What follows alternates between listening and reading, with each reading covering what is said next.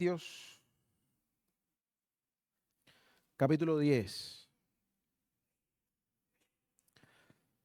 A continuar con nuestro estudio. Primero a los Corintios, capítulo 10.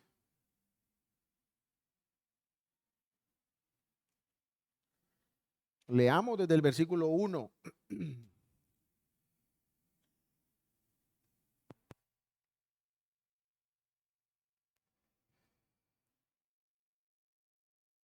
Dice así la palabra del Señor.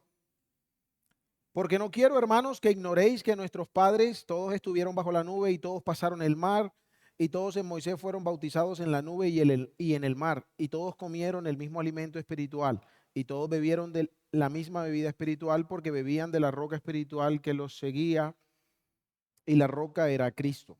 Pero de los más de ellos no se agradó Dios, por lo cual quedaron postrados en el desierto. Mas estas cosas sucedieron como ejemplos para nosotros, para que no codiciemos cosas malas como ellos codiciaron, ni seáis idólatras como algunos de ellos. Según está escrito, se sentó el pueblo a comer y a beber y se levantó a jugar. Ni forniquemos como algunos de ellos fornicaron y cayeron en un día 23,000. Ni tentemos al Señor como también algunos de ellos le tentaron y perecieron por las serpientes. Ni murmuréis como algunos de ellos murmuraron y perecieron por el destructor. Y estas cosas les acontecieron como ejemplo y están escritas para amonestarnos a nosotros, a quienes han alcanzado los fines de los siglos. Así que el que piensa estar firme, mire que no caiga. No os ha sobrevenido ninguna tentación que no sea humana, pero fiel es Dios, que no os dejará ser tentados más de lo que podéis resistir, sino que dará también juntamente con la tentación la salida para que podáis soportar. Por tanto, amados míos, huid de la idolatría. Vamos a dejar hasta allí, rogando la bendición del Señor por medio de su palabra y vamos a orar. Padre bueno, Dios eterno, a ti damos gloria y honra, porque no hay otro como tú, porque solo tú eres digno. A ti pertenecen el imperio, la potencia, el honor, la autoridad por los siglos de los siglos. Gracias, Señor, porque con la palabra de tu poder creaste todas las cosas. Pero gracias porque, como relata Isaías, desnudaste tu brazo para librarnos del poder del pecado, de la maldad, del imperio de las tinieblas, de la esclavitud en el reino de Satanás. Padre, gracias damos por poder hacer memoria de nuestro libertador. Gracias damos por poder hacer memoria de aquel que fue inmolado, pero que se levantó triunfante para nunca más morir y es digno de abrir el libro, de desatar sus sellos, es digno de la honra, de la adoración, porque con su sangre ha comprado gente de todos los lugares y pueblos. Es a Él entonces a quien queremos tributar. La honra que le pertenece es el suyo, el nombre que queremos poner en alto. Es a Él a quien queremos exhibir para que los corazones sean contristados, confrontados, redargüidos, consolados, edificados, según sea la necesidad. Por eso, frente a tu palabra ahora, buscamos tu rostro para que nos dirijas por medio de tu Espíritu, para que sea Él guiando todas las cosas, de manera que nuestros corazones sean sensibles a lo que tú quieres decir, de manera que mi boca no sea un tropiezo al hablar para la claridad de tu mensaje, sino que por el contrario, guiados por tu Espíritu, estemos recibiendo de ti el provecho que quieres que tu palabra nos dé en hoy. Ayúdanos, Señor, porque sin ti nada somos y nada podemos hacer. A ti sea la gloria en la iglesia a través de Cristo nuestro Señor. Amén. Muy bien, hermanos. La última vez miramos prácticamente hasta el versículo 5.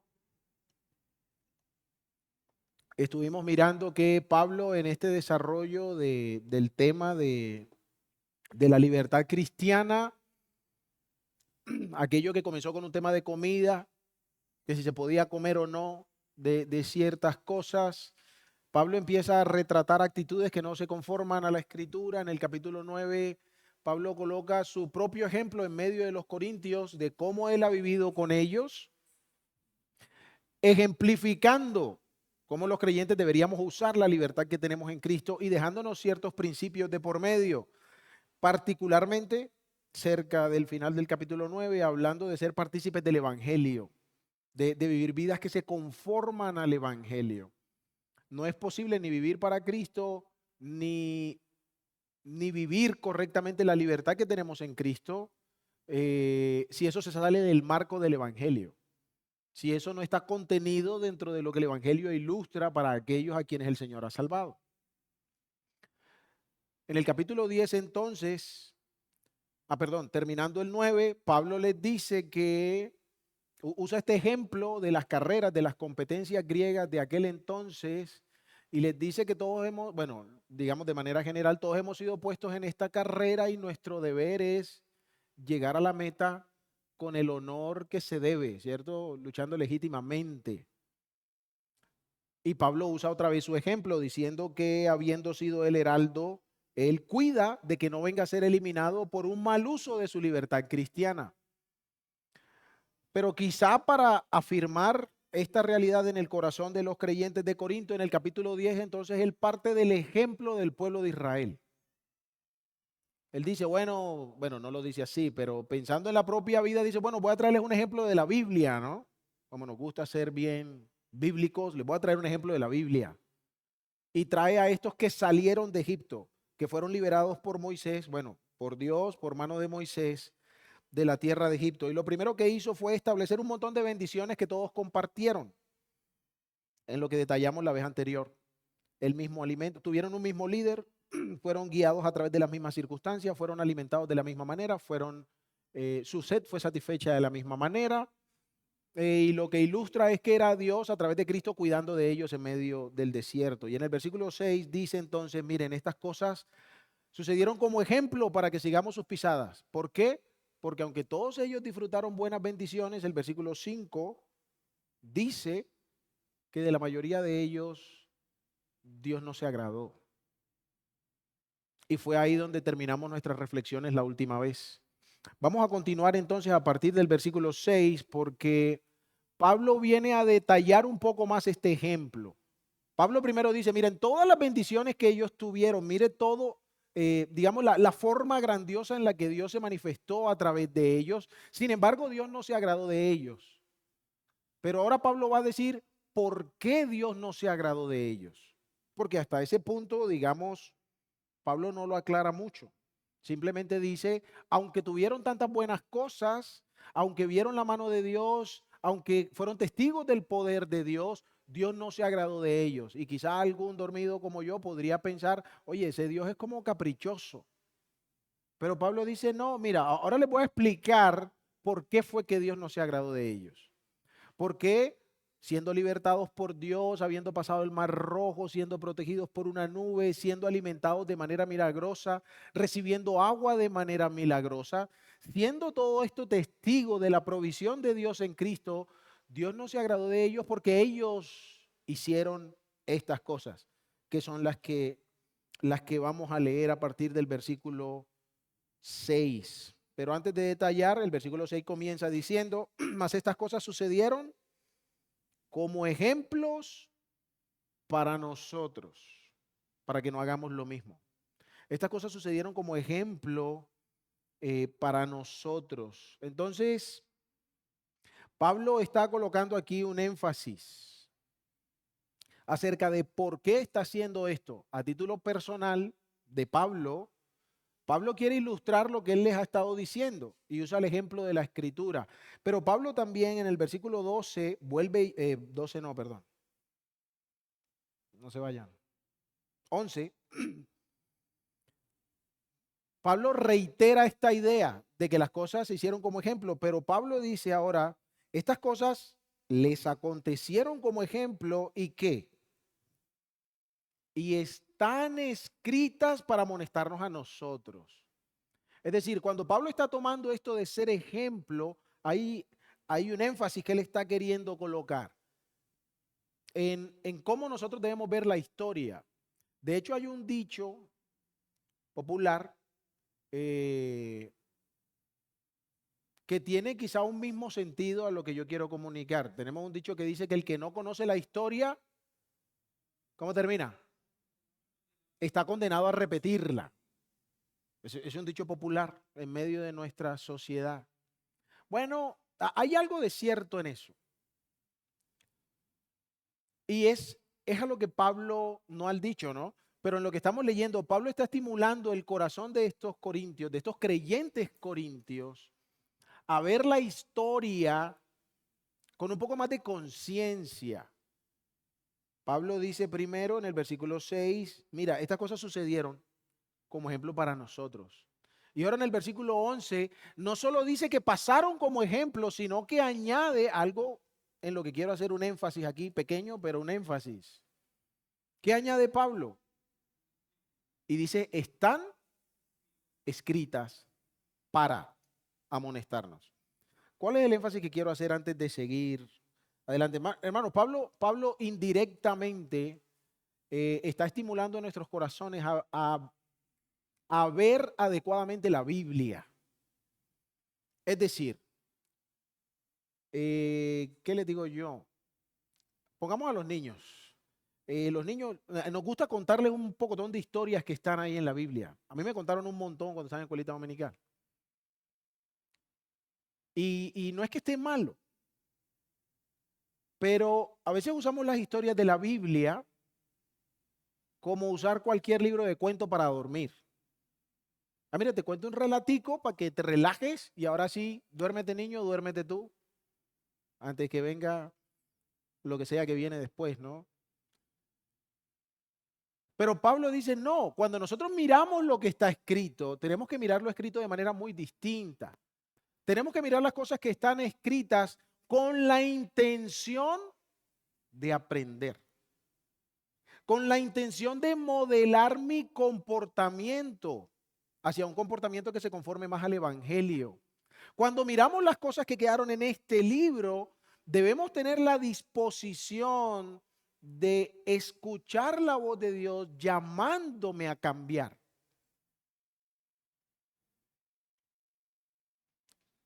Dije que iba a hacer un énfasis pequeño, así que no me voy a extender más ahí. Nosotros, nos falta mucho eso, nos falta mucho eso. Nosotros leemos la Biblia porque qué chévere leer la Biblia, ¿no? Y sí, qué chévere. O leemos la Biblia porque queremos encontrar esa frase milagrosa que voy a usar como alguna especie de hechizo cuando algo me esté pasando. Y todo lo puedo en Cristo que me fortalece. Y trino, o sea, eso como que cambió el mundo. Pero así no es como funciona la escritura. Bien dijo el predicador Dwight Moody que las escrituras no fueron dadas para nuestra información, fueron dadas para nuestra transformación. Y estoy seguro que en la medida que nosotros los creyentes nos acerquemos a la Biblia con la disposición de ser cambiados, el mismo contenido de la Biblia será mucho más interesante para nosotros. Pero cierro ahí el énfasis y seguimos adelante. Pablo entonces dice ahora, sucedieron como ejemplo, ¿para qué? Y empieza a detallar. ¿Qué es lo primero que detalla? Para que no codiciemos cosas malas, dice Pablo, como ellos las codiciaron. Aquí, en estas dos primeras me voy a detener un poquito, porque creo que encierran el corazón de todo lo que Pablo quiere ilustrar. Cuando nosotros leemos aquí, estamos perdiendo un poquito en la traducción la intención con la que se escribió. Es decir, en otra parte leemos para no ser codiciosos de cosas malas. Síganme un poquito, de pronto no están acostumbrados, pero síganme un poquito. Aquí que leemos, no codiciemos. La manera como estamos leyéndolo es para que no hagamos algo. ¿Sí? Porque codiciar es un verbo y si te dicen no codicies, lo que te están diciendo es no hagas eso. Pero el sentido original, o no sé si eso sea, no se confundan con esa frase. Lo que los escritos quieren comunicar no es tanto el acto, como les decía, esta otra traducción dice, para no ser codiciosos. Es decir, el énfasis de Pablo no está en lo que no se debe hacer, sino en que el corazón no se incline en esa dirección. En que lo que somos no esté relacionado con lo que no se conforma al evangelio. ¿Me expliqué mejor o no? No se trata de hacer, es decir, ¿qué le digo yo? Miren, aún un acto bueno, usted podría hacer un acto bueno con un mal corazón. ¿Sí o no? Usted podría salir y darle un mercado por allá a los que viven debajo del puente, para que la gente diga, oh, el hermanito cómo ayuda a los que están debajo del puente. No porque usted tenga compasión por ellos, no porque tenga misericordia por ellos, no porque quiera presentarle a Cristo a ellos, sino porque usted quiere hacerse un nombre de que usted es una persona generosa. ¿Está haciendo algo malo? ¿En el acto está haciendo algo malo? No. Pero ¿qué pasa en el corazón? ¿Eso está bien? Eso no está bien. Entonces Pablo aquí está diciendo, para que no sean codiciosos, para que su corazón no vaya en esa dirección. Pablo no está diciendo que codiciar en sí mismo sea bueno, pero él está diciendo, más allá del acto, es que es lo que están cultivando en su corazón. La idea se confirma en el versículo siguiente, porque Pablo dice, versículo 7, nosotros leemos aquí, ni seáis idólatras. Y la palabra que se usa ahí como seáis significa para que no lleguen a ser. O sea, para que no se conviertan en idólatras. No lleguen a ser idólatras. Es decir, que el énfasis que Pablo está colocando va más allá de los actos, para que cada uno revise lo que hay en el corazón. Ahora, si ustedes se vuelven un poquito, leen el 8 y el 9 que hemos estudiado en largo tiempo, se darán cuenta que eso concuerda con lo que Pablo ha venido relatando y cómo Pablo ha estado frecuentemente contrastando el corazón de los corintios a través de lo que hacen. O sea, como hacen esto, listo, puede que esto esté bien o que esté mal, pero más allá de eso es qué es lo que hay en su corazón. ¿Recuerdan con el tema de la comida? Pudiera ser que Pablo dice al final, mira, el pedazo de carne ni me hace pecador ni me santifica. Pero si tú te comes la carne menospreciando a tu hermano, estás pecando contra Cristo. ¿Ven la diferencia? Más allá del acto, es las motivaciones que nos están impulsando a nuestros actos. Entonces, habrá actos que pudieran no necesariamente ser malos, pero que se convierten en malos por lo que hay en el corazón. Y hay actos malos que son malos, no tienen justificación. No vayan a decir, pero en mi corazón era bueno. No, hermano, el acto malo es malo. Y si lo hacemos algo torcido ahí en nuestro corazón, que habrá que revisar. Bueno, seguimos entonces. Pablo dice, para que no sean codiciosos de cosas malas. Ahora, cuando leemos codiciosos de cosas malas, pudiéramos pensar que hay una redundancia, que hay una repetición innecesaria en el texto. Es decir, codiciar es bueno o es malo. Es malo. Y las cosas malas, pues son malas también, ¿no? Porque ahí dice, son cosas malas. Entonces uno diría, codiciar cosas malas, pues eso está como... Pero otra vez, hay dos cosas aquí que quiero hacer notar. La primera, la palabra codiciar, o la palabra que se usa para codiciar originalmente, no es una palabra moral. Es decir, la palabra en sí misma ni es mala ni es buena. La palabra que se usa para codiciar significa poner el corazón en algo, fijar el corazón intensamente en algo. Como cuando yo tenía 18 a 23, 25 años y en mi corazón no había otro lugar para otra cosa que no fueran las motos. Y si pasaba una moto por allá con el sonido, yo sabía qué moto era. Porque en eso tenía mi corazón. Eso era lo que movía las pasiones de mi corazón. Las motos. Bueno, la palabra que se utiliza aquí es esa, es poner intensamente el corazón en algo. Pero eso necesariamente es malo. No, eso no necesariamente es malo. De hecho, la misma palabra, por ejemplo, se utiliza en 1 Timoteo cuando dice el que obispado. ¿El que qué? El que anhela. La palabra ahí es exactamente la misma palabra. Es decir, el que pone su corazón en obispado. Entonces, aquí la palabra codiciar no es esencialmente mala. Dicho eso, Pablo lo une para de pronto agravar un poco la situación, porque una cosa es que usted ponga su corazón en algo, pero el peligro ¿dónde está? ¿En dónde lo pone? ¿En dónde pone su corazón? Ahora, ¿por qué nos detenemos tanto en esto? Hermanos, ¿qué ha pasado antes? ¿Qué es lo que Pablo ha dicho? Hermanos, no se les olvide, nuestros padres, ¿qué pasó con ellos? Ellos pasaron el mar, estuvieron bajo la nube, fueron librados de Egipto por mano de Moisés, comieron del maná, bebieron agua de la roca y una roca que siempre estaba con ellos, Cristo. Es decir, ¿dónde tenían que poner su corazón? En la obra de Dios con ellos. En la presencia de Dios con ellos a través de Cristo, cuidándoles, guiándoles, rescatándoles, llevándoles por todo el camino. Pero ¿dónde pusieron ellos su corazón? En lo malo. En lo malo. ¿Me hago entender mejor? El llamado a atención de Pablo es fuerte, hermano, a revisar las cosas que hay en nuestro corazón.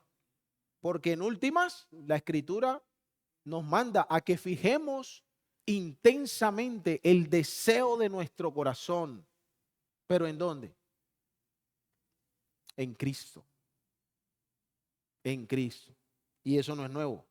Deuteronomio capítulo 6 lo dice. Amarás al Señor tu Dios con todo tu corazón.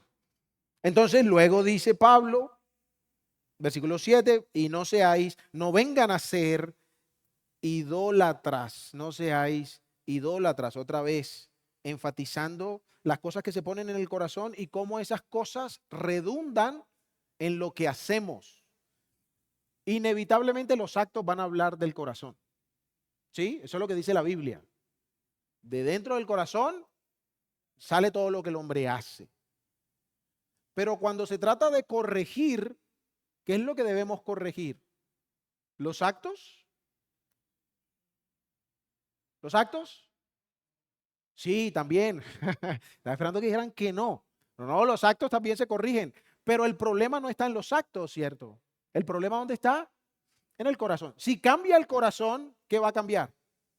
Los actos. A veces nosotros nos empecinamos es que tengo que cambiar esto, tengo que cambiar esto, tengo que cambiar esto, pero no cambio los afectos de mi corazón.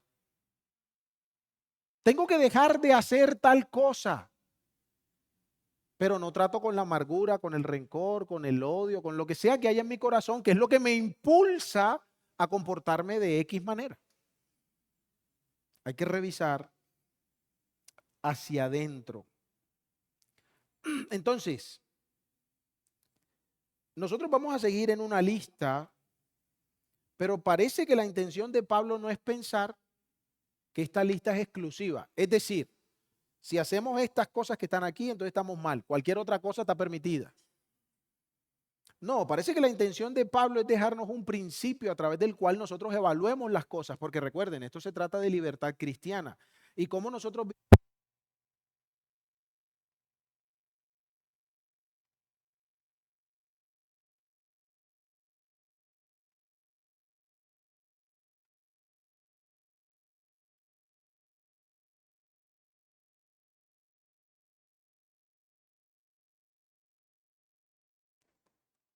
¿Aló? Muy bien. Se trata entonces de cómo nosotros vivimos en medio de la libertad cristiana con la sabiduría suficiente como para glorificar a Dios en todo lo que hacemos, para bendecir a nuestros hermanos, para llevar honor y extensión al conocimiento del nombre de Cristo. Pareciera ser entonces que lo que Pablo nos quiere comunicar aquí es cómo evaluamos todo acto acto que pudiera entorpecer, dañar, quebrantar la libertad que tenemos en Cristo.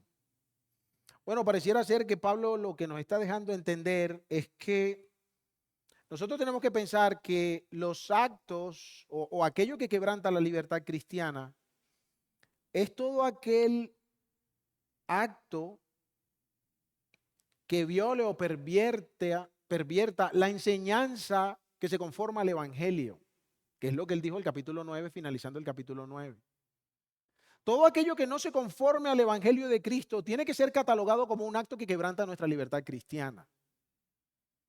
Tiene que ser catalogado como un acto al que el Señor no me ha llamado como hijo de Dios y un acto del cual debo separarme, debo alejarme. Ahora, Pablo aquí está notando, pues, algunas de las cosas que hizo el pueblo de Israel de manera muy específica, pero otra vez, la idea es darnos ejemplo. Entonces, no se trata hermano, pero es que lo que yo hice no fue idolatría, entonces eso no cuenta. No, es un tema de cómo el ejemplo nos enseña. ¿Y qué es lo que nos enseña? Oye, que estas cosas no se ajustaron a aquello para lo que Dios los llamó. No se ajustaron al pacto que Dios hizo con ellos. No se ajustaron a la manera como Dios se manifestó en medio de ellos y cómo Dios quería llevarlos por medio del desierto hasta incluirlos en la tierra prometida. Entonces, todo aquello que no se conformó a eso causó el desagrado de Dios. Y por ese desagrado quedaron tendidos en el desierto. ¿Me siguen? Seguimos entonces. Quiero que mirar, profundizar un poquito aquí en lo que tenemos, en estos ejemplos.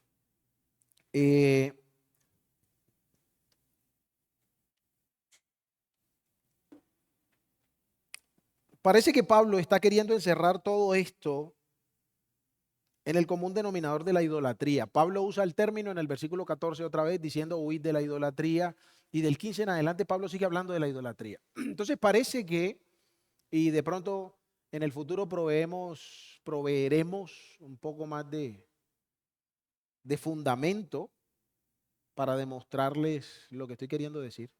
Pero de momento solo quiero mencionar que parece que Pablo está diciéndonos que todo esto en últimas es alguna forma de idolatría. Pablo está queriendo ampliar la idea de la idolatría para los corintios, que pareciera que para ellos estaba ligada al ídolo y al templo. Pero Pablo dice aquí, ni seáis idólatras. O sea, está conectando el ser codicioso con el ser idólatras, y al final les va a decir en el versículo 14, bueno, hermanos, entonces huyan de la idolatría. No les dice huyan de la idolatría y de la murmuración y de la fornicación y de la... No, él les dice huyan de la idolatría, como si fuese una manera de resumir todo lo que ha mencionado antes. Hago esa observación aquí porque quiero que tengamos eso presente mientras vamos pensando en cada una de estas cosas. Porque en los versículos que siguen, Pablo establece un contraste entre lo que hicieron y la consecuencia que tuvieron. En 8, 9 y 10 habla de lo que hicieron y la consecuencia que tuvieron. En el 7 y el 8 no aparece eso. Pero eso no quiere decir que es diferente. Podemos codiciar porque codiciaron y ahí no se murieron. Murmurar sí está difícil porque se murieron un pocotón. No, no. Y ya quiero llevarles ahí mientras vamos aprendiendo algunas lecciones. Vamos a enumerar los pecados que aquí aparecen, por así llamarlos. El primero es la codicia, que ya mencionamos, que se trata de fijar el corazón profundamente en algo, y particularmente algo que no es bueno. Ya la codicia, o digamos, el poner el deseo en el corazón se vuelve malo en función, como decíamos ahorita, de dónde se pone el corazón. Entonces, les pregunto, por ejemplo, ¿no será que cuando mi corazón desea, no sé, fervientemente una MT-09, esos son motos grandes, ¿no? Un motón así grandote, ¿no? Para andar dándole chancleta por la carretera. ¿No será que cuando mi corazón anhela eso profundamente, y si tengo que endeudarme, me endeudo, y si dejo de comer 3 meses, dejo de comer 3 meses, pero tengo mi moto? ¿Será que cuando inclino mi corazón de esa manera, no estoy siendo idólatra?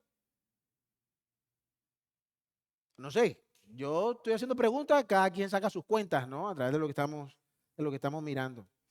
Eh, ¿No será que cuando el deseo de mi corazón es que me paguen más en mi trabajo y no, es que a mí tienen que pagarme son 6 millones de pesos? ¿No será que cuando mi corazón está inclinado a, eh, a que, mejor dicho, mi negocio se vuelva el mejor negocio de este mundo? Eh, o cuando mi corazón está inclinado a aquella chica, aquel chico, y no hago otra cosa, ¿no? Sino estar metido ahí. ¿No será que cuando yo anhelo obispado para que, hermano, ¿no? ¿No será eso alguna forma de idolatría? Porque ¿dónde deben estar los afectos completos de mi corazón? En Cristo. No quiere decir que esté malo que usted anhele servir al Señor, no quiere decir que esté malo que usted anhele a una persona para casarse, no quiere decir que esté malo que si usted tiene un negocio, haga lo que sea posible porque su negocio crezca. No está diciendo que sea malo, que fue lo otro que dije, que tenga su moto. No, no quiero decir que esas cosas sean malas. El problema es cuando son esas cosas las que tienen la atención de mi corazón. El problema es cuando esas cosas son las que me mueven, porque todas las decisiones que tomo están alrededor de eso. De hecho, lo he dicho antes, con vergüenza, en algunas cosas. Oye, yo encuentro creyentes más apasionados porque el equipo de medio pelo del fútbol colombiano haya salido campeón o gane no sé qué cosa, que por Cristo. Veo creyentes más resueltos a defender a su político que por defender el honor de Cristo. Veo creyentes más resueltos a defender su amistad, una posición, un privilegio, aún dentro de la congregación, que lo que los ve unos resueltos a someterse a Cristo. ¿No será eso idolatría? No sé, nosotros vamos a continuar. Pero por si alguna razón queremos tomarlo así como por encimita, hermanos, el pueblo de Israel codició bastante, pero si quieren ustedes vayan allá a la Biblia, al Pentateuco, y una vez de tantas, por darles un ejemplo, el pueblo codició comida. Y el Señor les dijo, le voy a dar comida hasta que le salga por los ojos. Y cuando estaban, llegó la mortandad. Así que no creamos que es que, no, codicia sí se puede porque la gente no se muere de una. Tampoco estoy diciendo que el Señor nos va a matar de una vez ni nada por el estilo. Pero hermanos, consecuencias sí hay. Eso no agrada al Señor. Pero seguimos, porque hay más, hay más. Eh, Luego dice, no seáis idólatras, pero miren el ejemplo que coloca, bastante raro para nosotros. ¿Qué pecado ven ahí? Se levantó el pueblo a comer y a beber. ¿Nosotros cómo llamamos eso?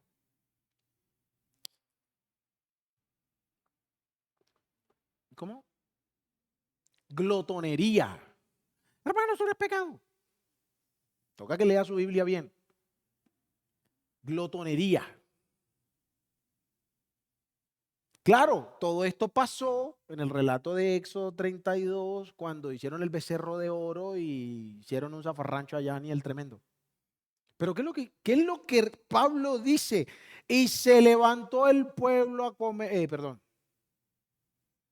se sentó, luego se levantó para otra cosa, ya llegaremos allá. Pero lo primero que dice es, se sentó el pueblo a comer y a beber. La glotonería. La glotonería. Y luego dice que se levantó a jugar. Y parece que la idea de esto es el desenfreno, el entretenimiento, la diversión. Bueno, ¿cuándo fue la última vez que usted consideró seriamente que había pecado por estar comiendo mucho?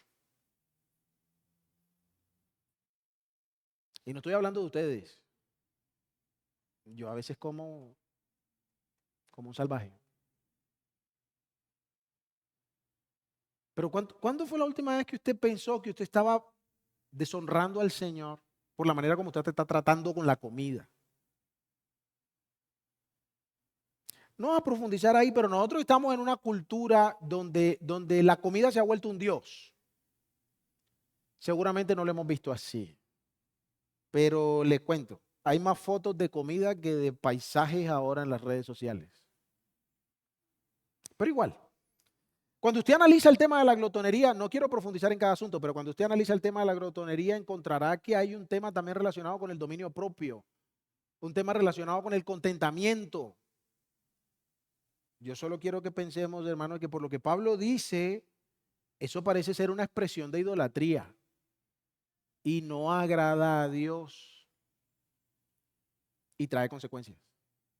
Pero también dice que se levantó a jugar. Estamos también en la promoción mucho más abierta de una vida sin límites, de una vida sin restricciones. Algún filósofo, un escritor moderno le ha llamado a esto la cultura del divertimento. Y lo que eso significa es que el entretenimiento y la diversión son los valores centrales de la vida del ser humano hoy.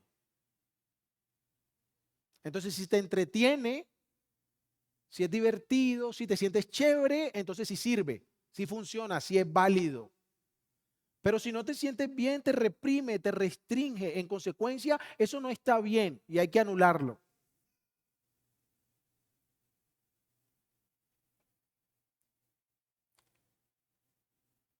El pueblo se levantó a jugar, algunos traducen a regocijarse, es decir, a entregarse al deleite, al desenfreno, al desorden. ¿Acaso lo que nosotros vemos hoy no es sinónimo de eso? Es decir, cuando uno fundamenta una cultura sobre la base de que el desarrollo de la misma depende de cómo te sientes, ¿no es una invitación al desenfreno? ¿Acaso no se sienten muy eufóricos estos que han hecho tiroteos en los Estados Unidos recientemente? Agarran un arma y se meten a donde sea a dar bala. Y el recuento es que ellos están en un éxtasis impresionante haciendo lo que hacen. No podemos reprimirlos, hermanos, porque de eso se trata nuestra cultura. Qué tontería decir eso, ¿cierto? Ah, pero cuando soy yo y mis deseos y mis pasiones que no dañan a nadie, eso sí está bien. No, hermanos. Estamos idolatrando nuestro propio corazón. Ya sabemos lo que dice Jeremías 17:9. Engañoso es el corazón más que todas las cosas y perverso. Y Proverbios 23:26 dice el Señor, dame, hijo mío, tu corazón y tus ojos se deleiten por mis caminos. Y el día que esto pasó, murieron como 3,000 por la espada de sus propios hermanos. Moisés dijo, ¿quién está por Dios? Póngase del lado mío. Y vinieron los levitas. Él les dijo, tomen su espada y pasen de aquí a allá y al que se encuentren. Y murieron como 3,000. Pablo sigue hablando, fornicación, de pronto es un tema bastante común, bastante conocido, inmoralidad sexual en términos generales. El mundo en que vivimos no quiere normalizar la inmoralidad. El mundo en que vivimos está exaltando la inmoralidad. Ya particularmente para las mujeres, Si estás en la onda, entonces sales medio desnuda a la calle.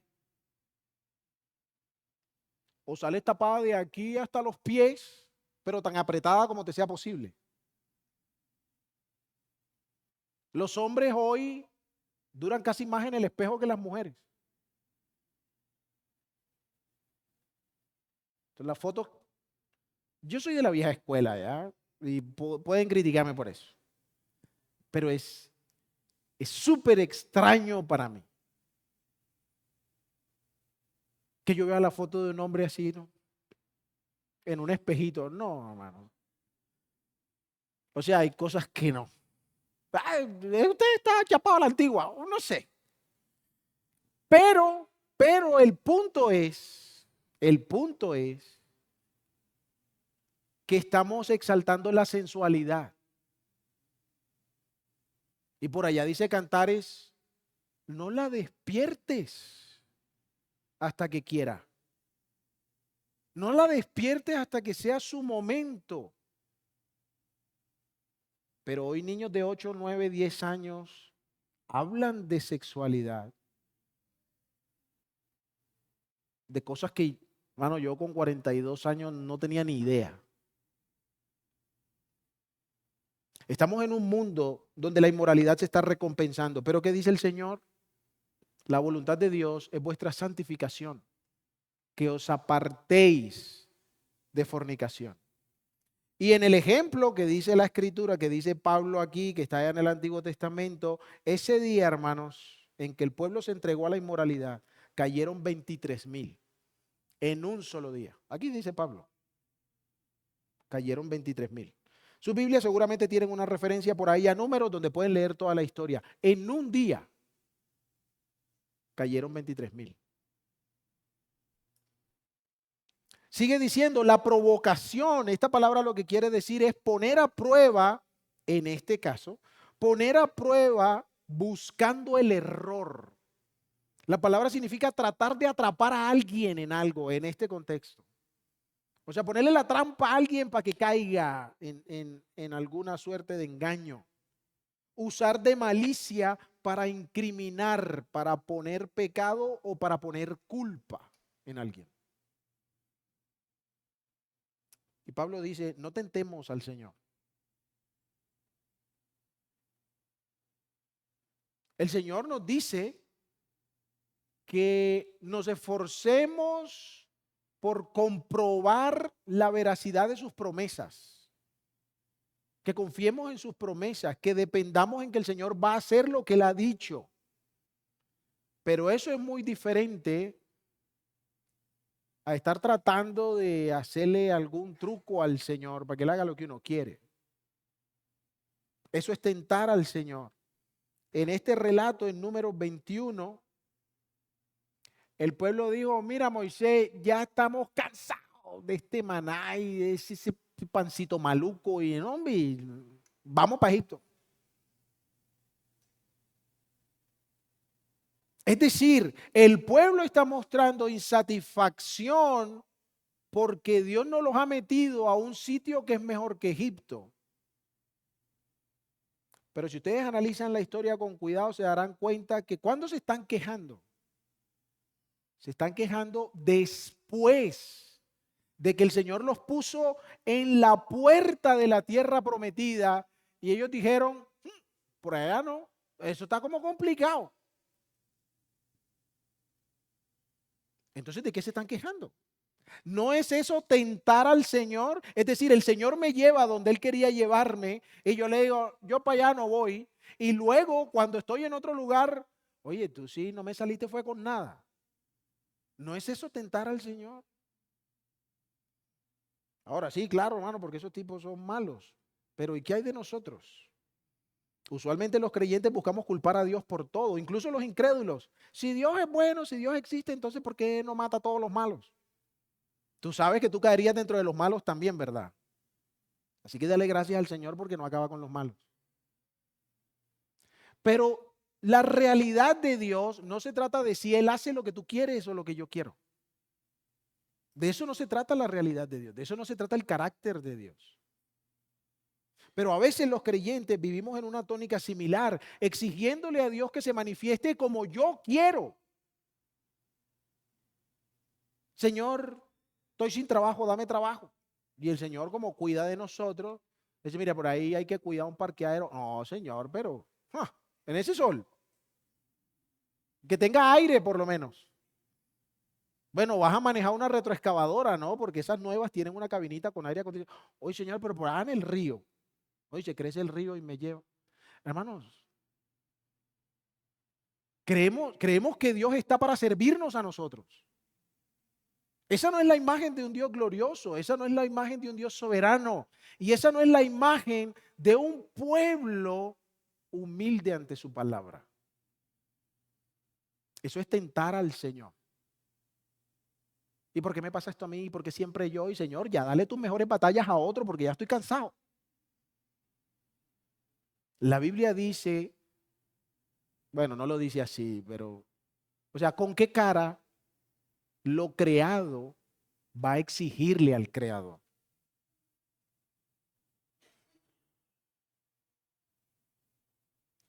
En medio de la devastación, del exilio, de la destrucción, el profeta Jeremías dijo, por la misericordia de Jehová no hemos sido consumidos.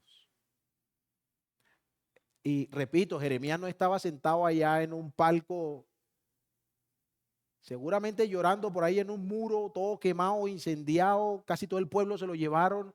Y Jeremías en su lamento dice, tan misericordioso ha sido el Señor que no nos llevó a toditos. ¿Cuánto necesitamos aprender de esas actitudes? Sigue diciendo murmuración. Yo me imagino que sabemos qué es eso, ¿no? El relato está ya por allá en Números 16. Murieron más de 14,000. Eso lo dice el relato de Números. Murieron más de 14,000 en 2 días. La murmuración se refiere en la escritura, en la idea de la escritura, porque ustedes leen el diccionario les dirá algo como hablar pasito, que sí. Pero la palabra murmuración en la escritura lo que quiere comunicar es toda especie de comentario, palabra, dicho que usualmente se hace en privado, que expresa descontento, insatisfacción, queja, crítica por algo que no llena la medida de mis deseos. Y esa última es la parte importante. ¿El comentario está mal? Sí, el comentario está mal. Pero otra vez, ¿qué es lo que pasa en el corazón?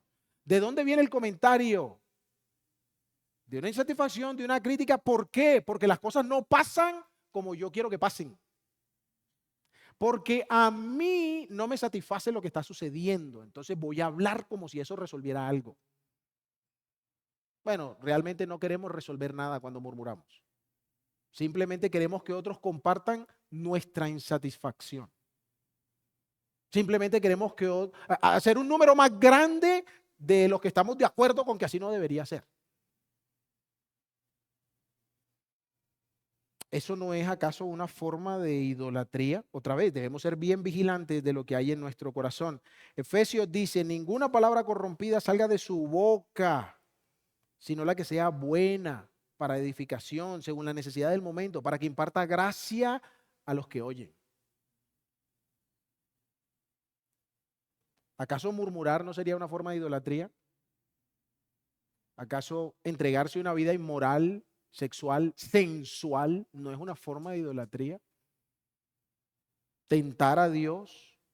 Pablo nos está diciendo que todas estas cosas de alguna manera ilustran el principio de la idolatría, que es tener un objeto de adoración que no sea Dios.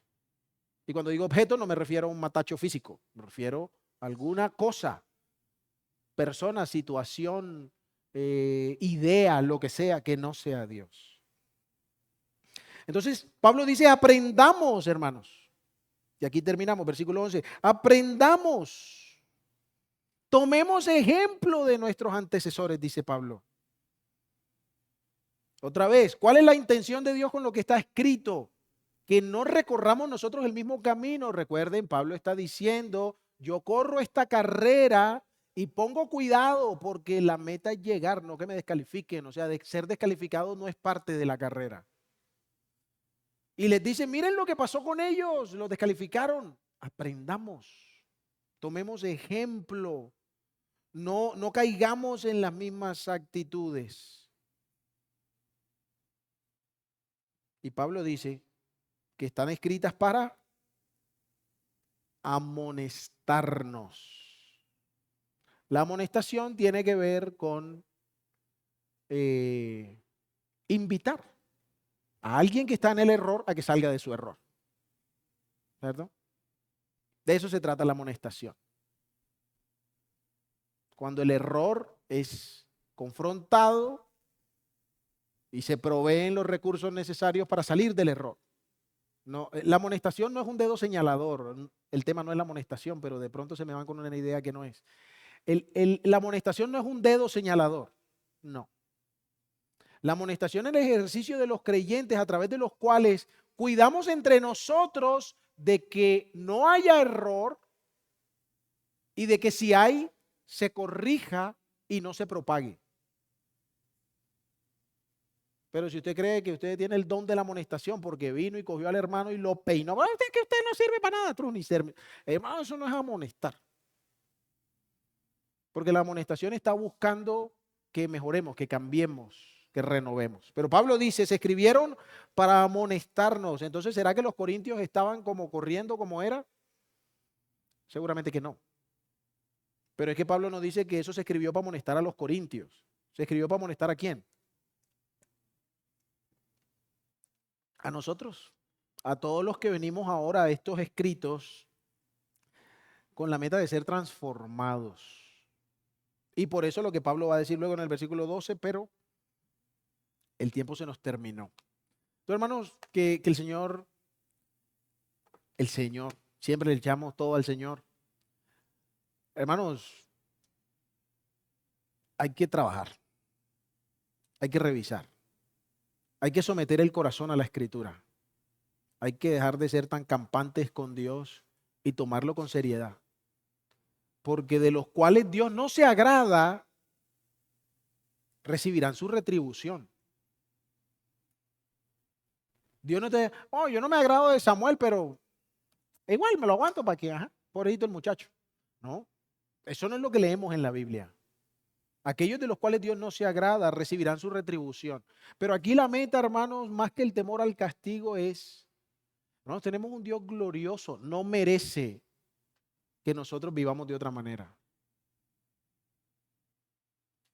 Que mis afectos por Él sean tan profundos que yo no tenga otra meta que agradarle. Que conformar mi vida a sus palabras porque me obliga no, hermano, porque me castiga, no, hermano, que también, pero, hermano, porque le amamos. Porque yo creo que todos los que estamos aquí salvados coincidimos, por lo menos mentalmente, en que la mejor noticia que hemos recibido ha sido las buenas nuevas del Evangelio.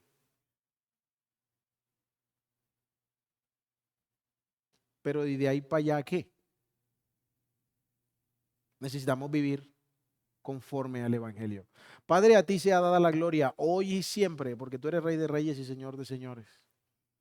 Porque eres tú quien cambia los corazones. Corazones que solícitos se someten a tu voz. Padre, gracias por amonestarnos para que no fracasemos en el camino. Gracias, Señor, por no solo ponernos en una carrera, sino proveernos de todo lo que necesitamos para poder triunfar en esta carrera. ¿Cómo no amarte, Señor? ¿Cómo no bendecir tu nombre? ¿Cómo no sentirnos confrontados, contristados con tu palabra? Pero, Padre, queremos que nuestra piedad no sea pasajera, sino que al meditar en estas cosas, nuestro corazón resuelva firmemente seguir las pisadas del Maestro para darle a Él el honor, el tributo, la gloria, el agradecimiento que solo Él merece. Por Cristo oramos dándote las gracias, Señor. Amén.